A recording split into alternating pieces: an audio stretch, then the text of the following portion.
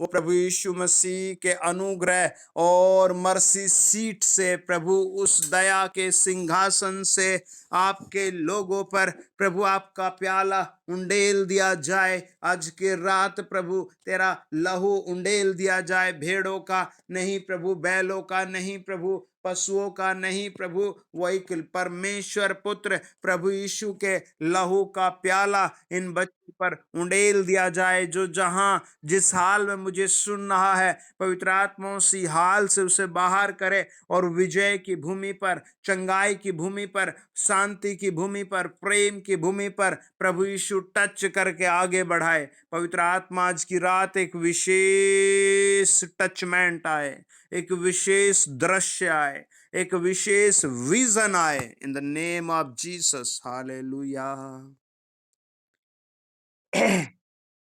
सब बोले हालेलुया। आमीन, आमीन, आमीन, आमीन, आमीन। तो सब अपनी बाइबल में लेवी व्यवस्था 4 अध्याय खोले। मैं यहां से पढ़ता हूं, आप अपनी बाइबल में वहां ध्यान से देखें। यहां लिखा है, फिर यहोवा ने मूसा से कहा, इस्राएलियों से यह कहे कि यदि कोई मनुष्य उन कामों में से जिनको यहोवा ने मना किया है, किसी काम को भूल से करके पापी हो जाए, और यदि अभी अभिषिक्त याजक ऐसा पाप करे जिससे प्रजा दोषी ठहरे, तो अपने पाप के कारण वह एक निर्दोष बछड़ा यहोवा को पाप बलि करके चढ़ाए।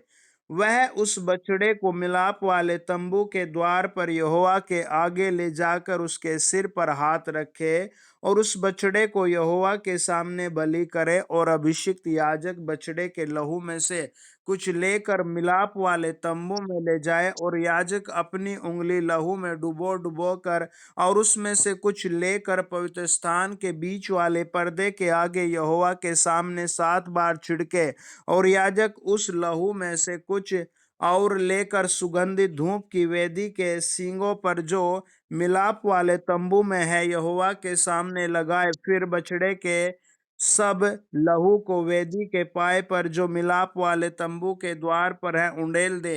फिर वह पाप बलि के बछड़े की सब चर्बी को उससे अलग करे, अर्थात जिस चर्बी से अतड़िया ढपी रहती है और जितनी चर्बी उनमें लिपटी रहती है, और दोनों गुर्दे और उनके ऊपर की चर्बी जो कमर के पास रहती है, और गुर्दे समेत कलेजे के ऊपर की झिल्ली, उन सबों को वह ऐसे अलग करे जैसे मेल बलि चढ़ावे के बछड़े से अलग किए जाते हैं, और याजक इनको होम बलि की वेदी पर जलाए। परंतु उस बछड़े की खाल, पांव, सिर, अतड़िया, गोबर और सारा मांस, अर्थात समूचा बछड़ा छावनी से बाहर शुद्ध स्थान में जा राख डाली जाए, ले जाकर लकड़ी पर रखकर आग से जलाए। जहां राख डाली जाती है वह वहीं जलाया जाए। 1 अध्याय ले व्यवस्था, और उसका 1 से लेकर हम 6 और पढ़ेंगे।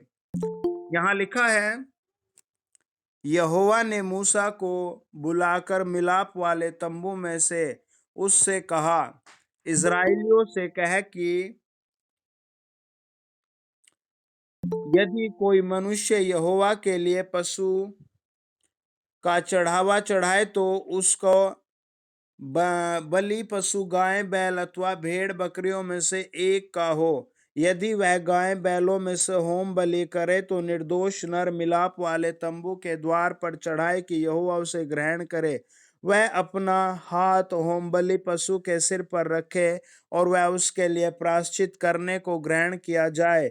तब वह उस बछड़े को यहोवा के सामने बलि करे, और हारून के पुत्र जो याजक है वे लहू को समीप ले जाकर उस वेदी के चारों ओर छिड़के जो मिलाप वाले तंबू के द्वार पर है। फिर वह होम बलि पशु की खाल निकालकर उस पशु को टुकड़े टुकड़े करे। तब हालेलुया, सब अपने सर पर हाथ रखें। और अपने घर पर मेरे साथ बोल सकते हैं, प्रभु यीशु, जैसे एक बछड़ा बलि किया जाता है, प्रभु उस बछड़े पर वो हाथ रखकर सारे पाप उस पर लाद दिए जाते हैं। प्रभु ऐसे आप मेरे लिए बलि हो गए, मैं विश्वास करता हूँ। और प्रभु ये दृश्य दिखाता है मुझे कि मेरी स्थिति कैसी थी और मैं नरक का, जलती हुई आग का हकदार था, लेकिन आप मेरे लिए बलि हो गए। प्रभु मैं विश्वास करता हूँ आप मेरे लिए मारे गए, गाड़े गए और तीसरे दिन जी उठे। आमीन।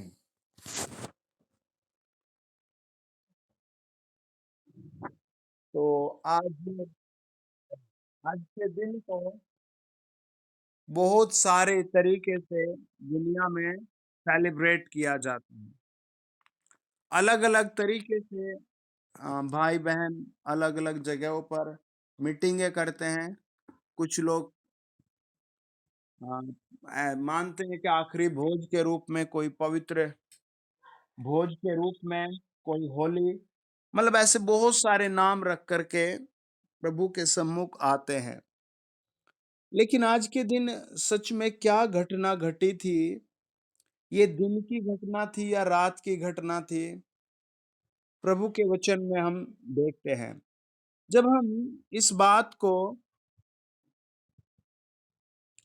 मत्ती रचित सुसमाचार में जाते हैं, देखते हैं 27 अध्याय में, अगर हम 26 अध्याय का 34 पद पढ़ते हैं तो प्रभु यीशु ने वहां कहा, यीशु ने जब मतलब भोज ले रहे थे शाम के समय, मध्य डे था वो, शायद 2 या 3 बजे का टाइम। तो वहां प्रभु यीशु ने चेलों से कहा, एक से कहा, क्या कहा, वहां लिखा है, प्रभु यीशु ने उससे कहा, मैं तुझसे सच कहता हूं कि आज ही रात को मुर्गे के बांग देने से पहले तू 3 बार मुझसे मुकर जाएगा। और ये बात पतरस से प्रभु ने कही थी, यानी शाम का समय था या 2-3 बजे का ऐसे समथिंग टाइम था। उस समय प्रभु यीशु अपने चेलों के साथ भोजन करके चल पड़े थे गत्समनी की ओर। ये बात हम 26 अध्याय में आराम से देखते हैं, जब हम 26 अध्याय का 36 से लेकर 46 पद पढ़ते हैं। फिर 47 में लिखा है, वो शाम का समय हो चुका था कि वो आते हैं और प्रभु यीशु मसीह को पकड़ कर ले जाते हैं। और फिर वहां आखिरी चमत्कार एक आदमी का कान कटने का होता है। उसके बाद प्रभु यीशु मसीह को महासभा के सामने ले जाया जाता है और फिर पतरस प्रभु यीशु का इनकार कर देता है। और फिर 27 अध्याय में प्रभु यीशु पर फिर मुकदमा होता है, लोगों के सामने होता है, गवाहों की भीड़ होती है, और फिर ऐसे करके आगे बात बढ़ती है। यिर्मयाह 27:27 कहता है कि जब 17 अध्याय का एक वचन पढ़ते हैं, 28-28 अय्यूब पढ़ते हैं, तो वहां लिखा है कि तेरा दिल, आसमान और पृथ्वी तेरे पापों की गवाह है कि तूने कैसा काम किया है, तू क्या है, वो सब होगा। लेकिन यहाँ पर प्रभु यीशु मसीह को वो जांचते हैं। हमें भी अपने आप को जांचना चाहिए। कहीं हम दिन भर कैसे अपना जीवन बिता रहे हैं, कहीं हम फिर से किसी पाप में, किसी घिनौनी चीज में जुड़ते तो नहीं जा रहे, हमें अलग रहना है। अब हम देखते हैं 27 अध्याय का 27 पद से, मत्ती रचित सुसमाचार 27 अध्याय 27 से लेकर के हम 30 या 31 तक पढ़ेंगे। आप अपनी बाइबल में पढ़िए। इस घटना को हम मरकुस 15 अध्याय 16 से 20 में देखते हैं, यूहन्ना 19 अध्याय में देखते हैं। यहाँ लिखा है, तब हाकिमों के सिपाहियों ने यीशु को किले में ले जाकर सारी पलटन उसके चारों ओर इकट्ठी की। अब आप एक नजारा सोचिए। हालेलुया। आज प्रभु आपको छुएगा और ऊंचा करेगा। आमीन। आपकी हर प्रॉब्लम की आज कीमत का जिक्र किया जा रहा है। आज शैतान डरेगा और चिढ़ेगा और गायब हो जाएगा, और आप देखेंगे आज के दिन तक आप एक नहीं, दो नहीं, तीन नहीं, चार से भी ज्यादा ग्रेट ब्लेसिंग आपके ऊपर साइन के रूप में चमकेगी। आमेन। वो कहता है, बस आप एक एक नजारा देखो कि आप खड़े हैं और आपके चारों ओर बहुत सारे लोग खड़े हैं।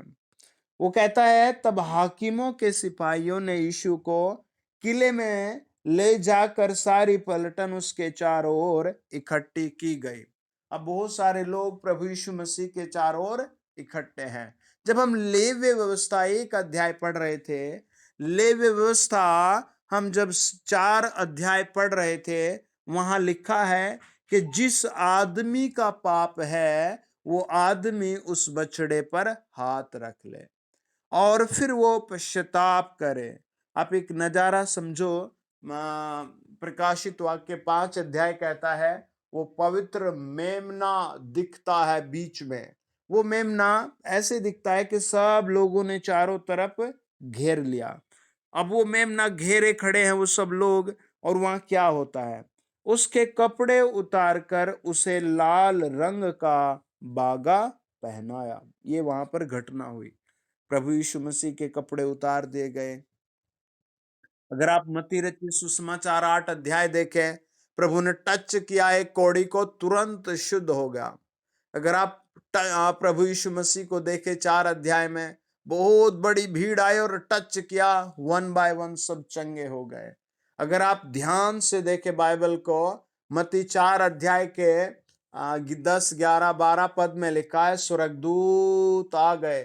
अगर हम मत्ती 1 अध्याय उसका 18, 19, 20, 21 देखें, जब माता मरियम और यूसुफ जा रहे थे, उनके लिए बार बार स्वर्गदूत आए। 2 अध्याय में बार बार स्वर्गदूत आए। अगर हम लूका रचित सुसमाचार 23 अध्याय में देखें, तो गतसमनी के बगीचे में भी स्वर्गदूत आ गए थे। अगर हम लूका रचित सुसमाचार 2 अध्याय में देखें, प्रभु यीशु मसीह के जन्म का संदेश देने भी स्वर्गदूत आ गए थे। उस परमेश्वर पुत्र के, जो यूहन्ना 2 अध्याय में पानी को दाखरस में परिवर्तन करता है, जो यूहन्ना 6 अध्याय में 5 रोटियों से 5,000 को खिलाता है, अभी उसके कपड़े उतार लिए गए। वो कपड़े उतारते हैं और उसे लाल रंग का बागा पहनाया।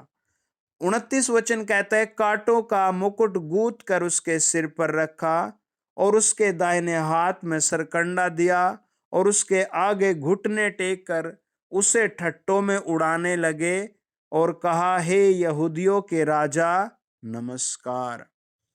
आप देखिए, अगर कोई आपके बच्चे को टच करता है तो आपको बहुत गुस्सा आएगा।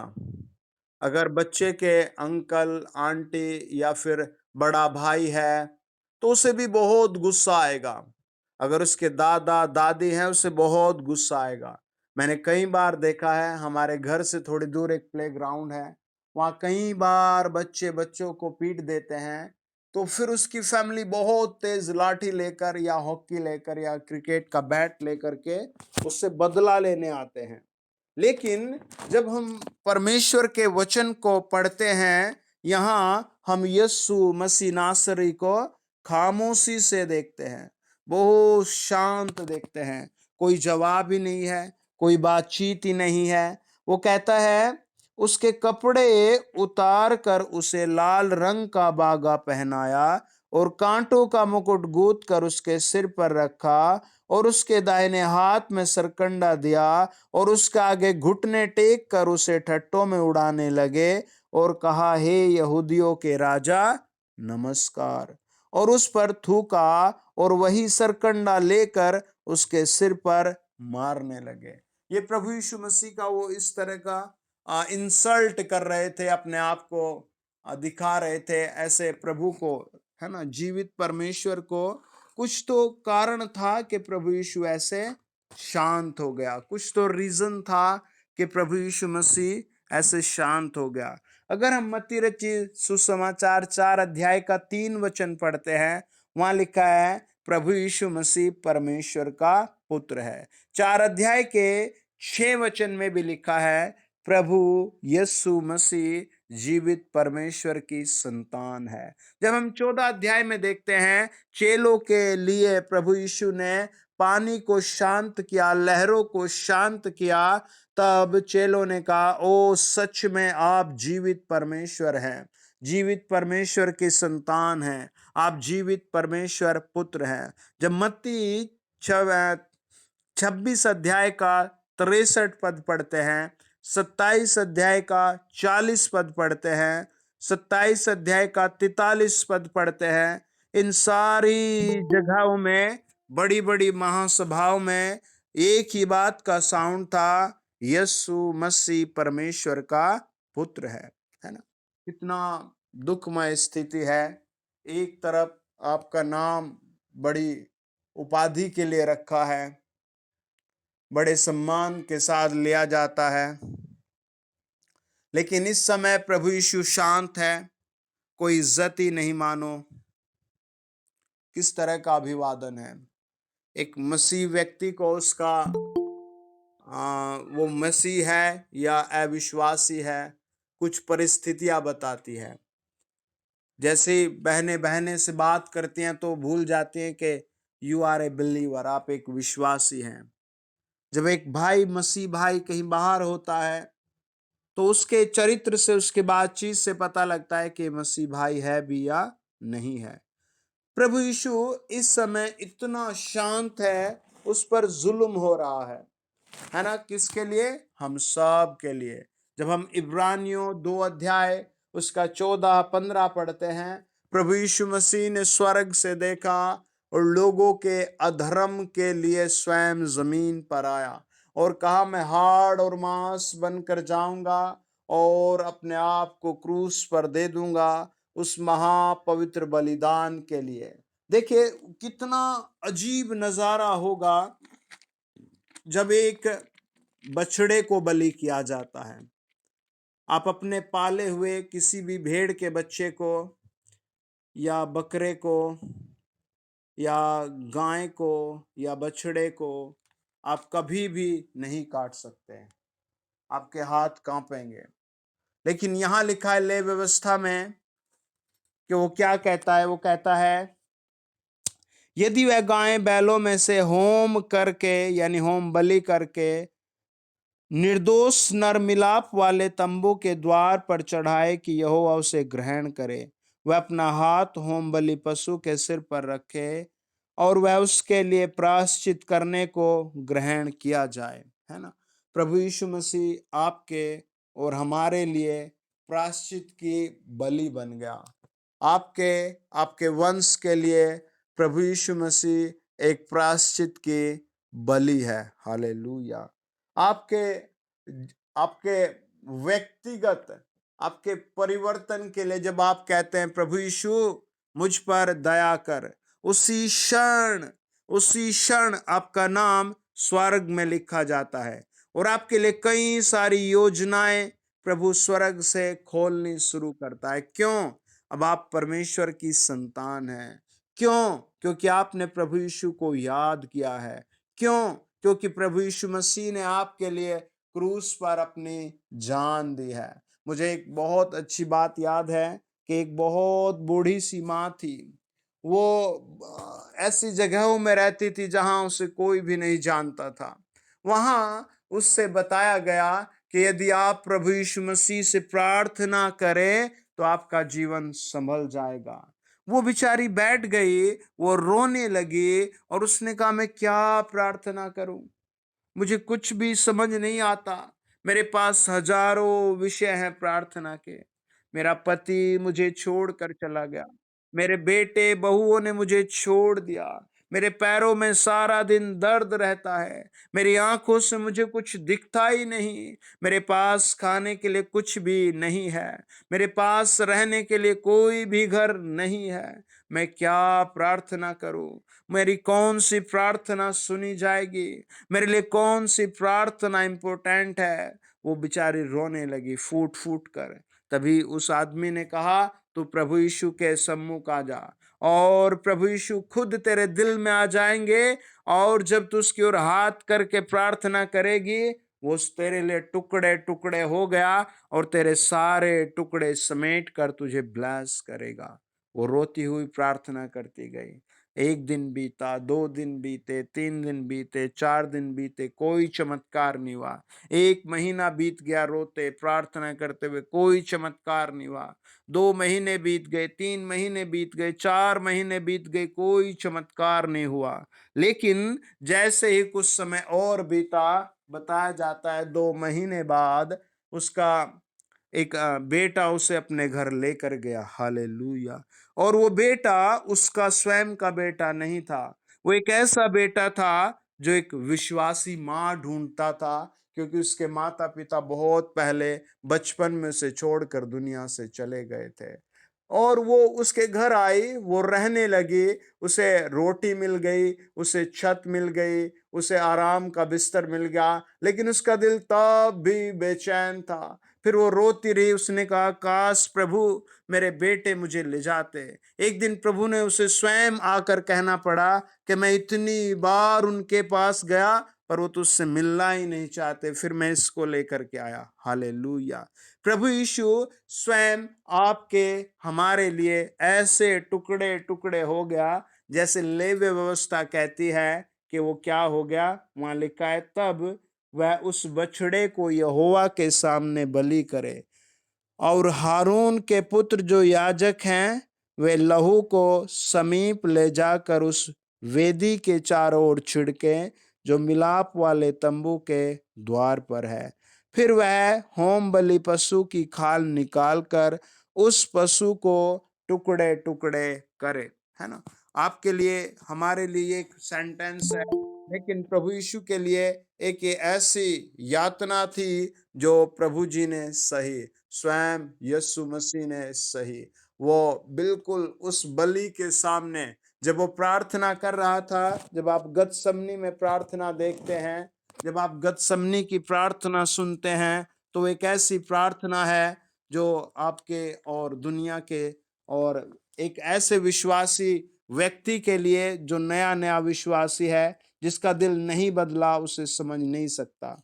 लेकिन एक आत्मिक विश्वासी के लिए वो तुरंत समझ में आ जाती है। बाइबल बताती है, एक माँ ने आकर कहा कि प्रभु जी, जब तेरा राज्य आए तो मेरे बच्चों को अपने राज्य में, उसने कहा 21 अध्याय के 28 पद से लेकर के 32 पद तक उसने कहा कि प्रभु, जब मेरे बेटे, जब तो आप स्वर्ग में जाएंगे तो मेरे बेटे को एक को दाहिने एक को बाएं बिठाना। प्रभु ने उससे कहा, ये मेरे हाथ की बात नहीं है, क्योंकि जो मैं प्याला पीने पर हूं, वो प्याला वो नहीं पी सकते। हालेलुया। जो प्याला प्रभु यीशु ने पिया, वो वास्तव में दुनिया में कोई भी नहीं पी सकता। वो प्याला बिल्कुल ऐसा प्याला था, एक क्रूस की मृत्यु का प्याला, जो सब लोग डर गए देख करके। और दुनिया में बहुत सारी थ्योरी है, लोग मानते हैं और जानते हैं कि प्रभु यीशु क्रूस पर चढ़ाए गए। प्रभु यीशु को वो समझते हैं, लेकिन शैतान ने उनके कानों को अंधा कर रखा है कि वो प्रभु यीशु को अपना उद्धार करता स्वीकार करे। आइए आज की रात, जैसे प्रभु यीशु मसीह को वो क्रूस पर लेकर के गए और वो क्रूस पर बलि हो गया, आज आप संपूर्ण समर्पण करके हम कुछ देर प्रार्थना करेंगे और प्रभु को धन्यवाद देंगे कि प्रभु यीशु, आपका मारा जाना, गाड़ा जाना मेरे लिए है। वो रात भर उसको पीटते रहे, उसको ठट्टों में उड़ाते रहे। यशायाह 52 अध्याय का 14 पद कहता है, 12 से 14, कि उसकी वो दाढ़ी, उसके वो कपड़े सब नोचते रहे, उसको वो घायल करते रहे, उसको वो पीटते रहे, वो उसको ठट्टों में उड़ाते रहे। किस लिए?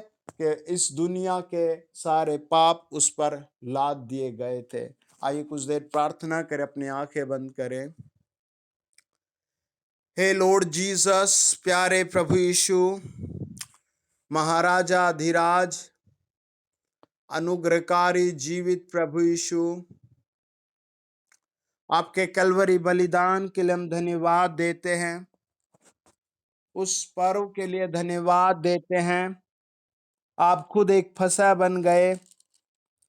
प्रभु यीशु, तेरा धन्यवाद हो। महिमित यीशु, पवित्र आत्मा, आज की रात जो भाई बहन जुड़े हैं, उन सब को भारी टच कर प्रभु यीशु। प्रभु, आपने प्याला लिया, प्रभु आपने आशीष मांग कर रोटी तोड़ी, प्रभु यीशु मसीह आपके अनुग्रह का जलाल आपके लोगों पर उतर आया। प्रभु आपने स्वयं वो रोटी लेकर के कहा, प्रभु आपने स्वयं वो प्याला लेकर के कहा, यह वाचा का मेरा वह लहू है जो बहुतों के पापों की क्षमा के निर्मित बहाया जाता है। प्रभु यीशु मसीह आपने स्वयं कहा, ये वो लहू है जो बहुतों के पापों की क्षमा के लिए बहाया जाता है। मैं इन सब के अपने ऊपर क्रूस अप्लाई करता हूँ, वो ब्लड अप्लाई करता हूँ। वो ब्लड टच करे, वो ब्लड टच करे, वो ब्लड टच करे, वो ब्लड टच करे, वो क्रूस टच करे, वो क्रूस का प्रेम टच करे, वो क्रूस टच करे, वो क्रूस का प्रेम टच करे। In the name of Jesus Christ, प्रभु यीशु का क्रूस टच करे। प्रभु यीशु, हम सारा आदरमान तेरे चरणों में चढ़ाते हैं। जो लोग मेरे साथ जुड़े हैं उन सब को प्रभु आप हर पथरी से, हर रसोली से आप आजाद करें। जितने लोग कर्जदार हैं, आपके ऊपर किसी भी तरीके का लोन है, तो आप अपना मुट्ठी बंद करें। प्रभु आपके ऊपर ऐसी मुट्ठी खोलेगा कि आपका आपका कर्ज चला जाएगा, क्योंकि प्रभु यीशु आपके लिए क्रूस पर बलि हो गए। पवित्र आत्मा जी,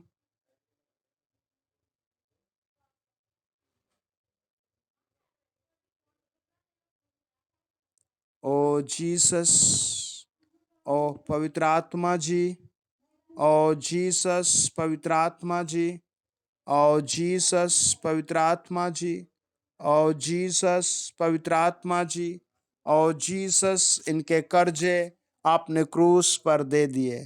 प्रभु यीशु, आपने इनके कर्जे क्रूस पर दे दिए। प्रभु आपके कर्जे, आपका लहू इनका कर्ज उतार चुका। टच करे होली गोस्ट, टच करे। प्रभु आपके लहू के लिए हम धन्यवाद देते हैं। आपके सर पर कांटों के ताज के लिए धन्यवाद देते हैं। अगर आप इस तरह ना मारे जाते, आप इस तरह क्रूस पर बलि ना होते, तो एक भी आज आपके सम्मुख खड़ा ना हो पाता। प्यारे प्रभु, जैसे उस बछड़े की खाल उधेड़ दी गई, प्रभु ऐसे आपके कपड़े उतार लिए गए। प्रभु यीशु, पापों का बोझ तो बहुत भारी था, लेकिन आपने प्रभु दे दिया, अपने आप को क्रूस पर दे दिया। होली गोस्ट, आप टच करे अपने बेटे बेटियों को। जो लोग जुड़े हैं उन्हें टच करे। होली गोस्ट उन्हें टच करे। प्रभु जी, आप अपने वचन से छुएं, अपने प्रभु नाम से छुएं, अपने बलिदान से ने छुएं। ओ जीसस, आप छुएं। प्रभु आपकी आराधना और वर्शिप करते हैं। ओ प्रभु आपकी आराधना और वर्शिप करते हैं। प्रभु आपकी आराधना और वर्शिप करते हैं, यीशु नासरी के नाम से, आमीन।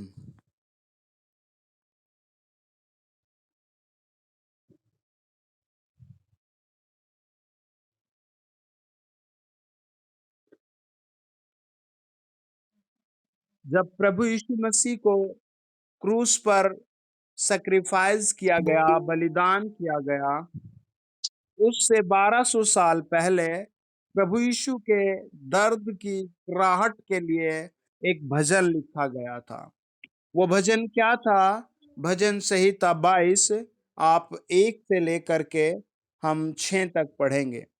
आप अपना बाइबल खोले, भजन संहिता 22। यहाँ लिखा है, हे परमेश्वर, हे मेरे परमेश्वर, तूने मुझे क्यों छोड़ दिया? तू मेरी पुकार से और मेरी सहायता करने से क्यों दूर रहता है? वो ऐसे प्रार्थना करता है क्रूस पर कि प्रभु यीशु, तू मेरी सहायता करने से क्यों दूर रहता है? भजन संहिता 22 में वो प्रभु के सामने उस कराहट का जिक्र है जब प्रभु यीशु स्वयं राजाओं का राजा क्रूस पर था। वो कहता है, मेरा उद्धार कहाँ है?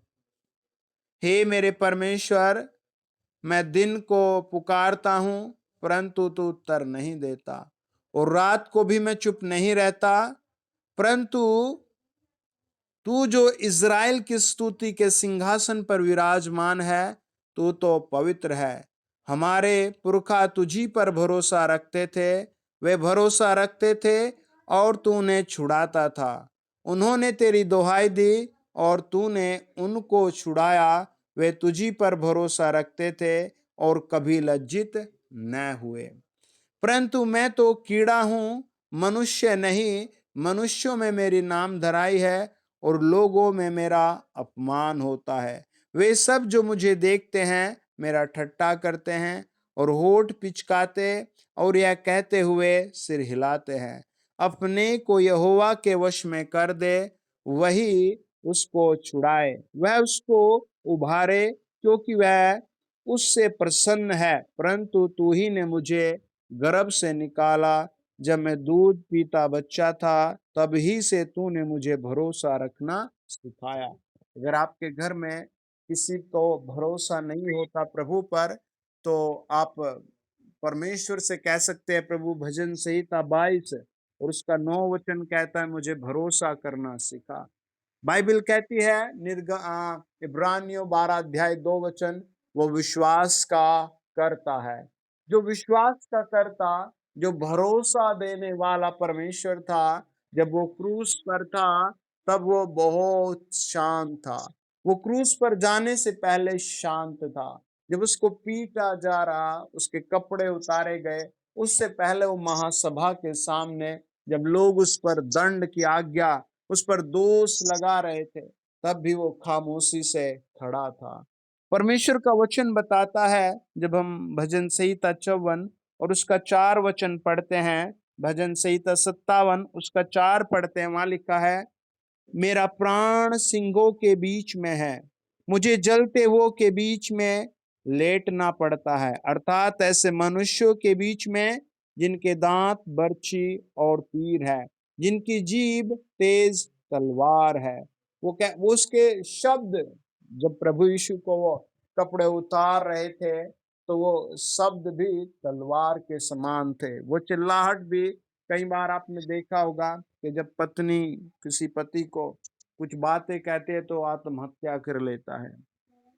अगर पति पत्नी को कुछ कहता है तो आत्महत्या कर लेते, क्यों?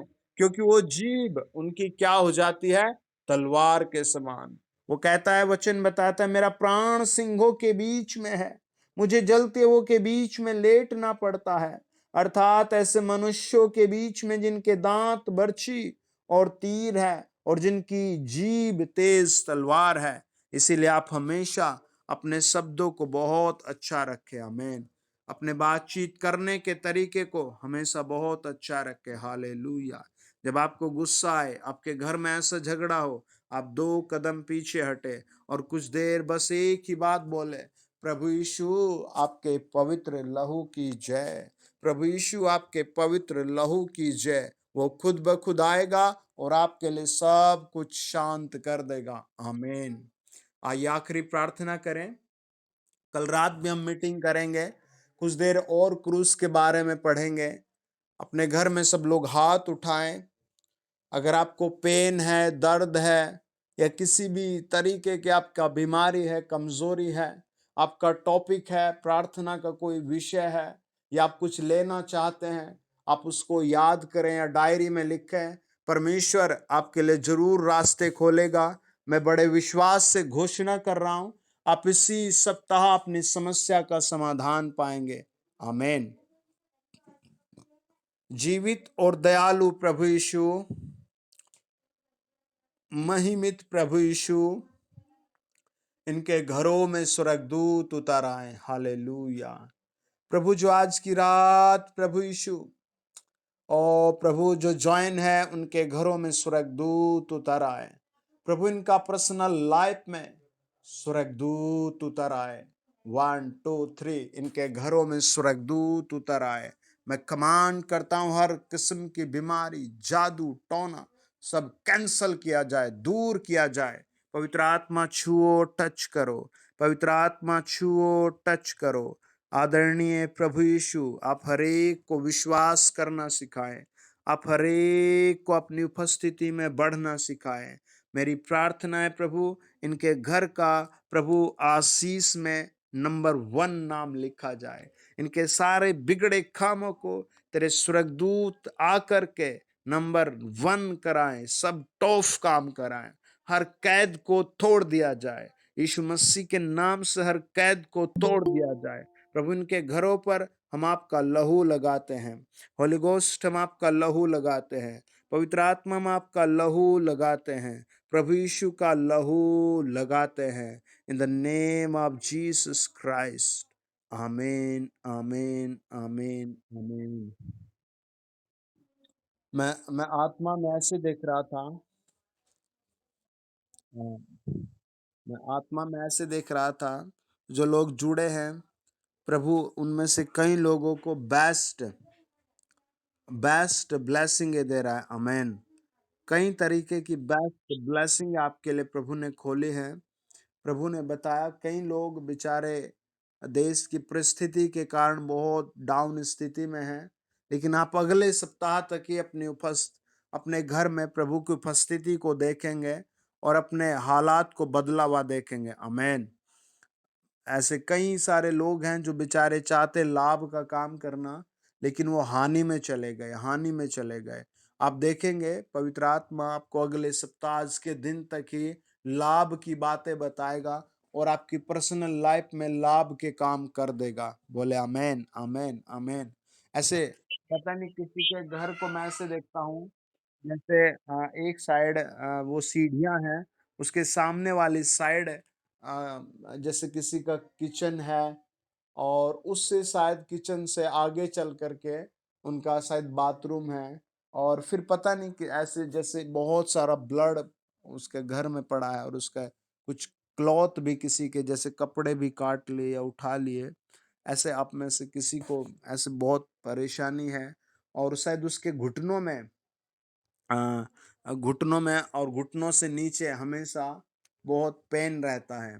प्रभु का आत्मा कहता है आप इस सब से छूट जाएंगे। आमेन। कई बार विश्वासी को लगता है कि जादू टोना भूत प्रेत अब कुछ नहीं करेगा, लेकिन वास्तव में जैसी प्रार्थना ढीली होती है, या आदमी प्रार्थना से बाइबल से वचन से थोड़ा दूर होता है और जादूगर लगे रहते हैं, तो फिर कुछ ना कुछ हानि बहुत आयत से होती है, बहुत आयत से होती है। इसीलिए हमें जागना है, प्रभु को धन्यवाद देना है, प्रभु में बढ़ना है। प्रभु यीशु आपका मैं कलवरी खून सब सुनने वालों पर लगाता हूँ। इन्हें प्रभु आप आगे बढ़ाएं। जिसके घर से एक विश्वास करता है, उसकी पूरी फैमिली वचन पढ़ने लगे, विश्वास करे। जिसके गांव से एक आदमी विश्वास करता है, उसके गांव से 10-10 परिवार प्रभु आने वाले महीने तक चुन लिए जाएं। आपके दूत भेजे जाएं, परिस्थितियां बदल दी जाएं। जो लोग कर्ज में, फिर से उनके लिए घोषणा है प्रभु उन्हें चमत्कार के रूप में धन दिया जाए, अद्भुत बुद्धि दी जाए, और इनके हर काम से तेरा सुसमाचार बांटा जाए, प्रभु यीशु के नाम में। आमीन, आमीन, आमीन। ओके जी, गुड नाइट, जय मसीह।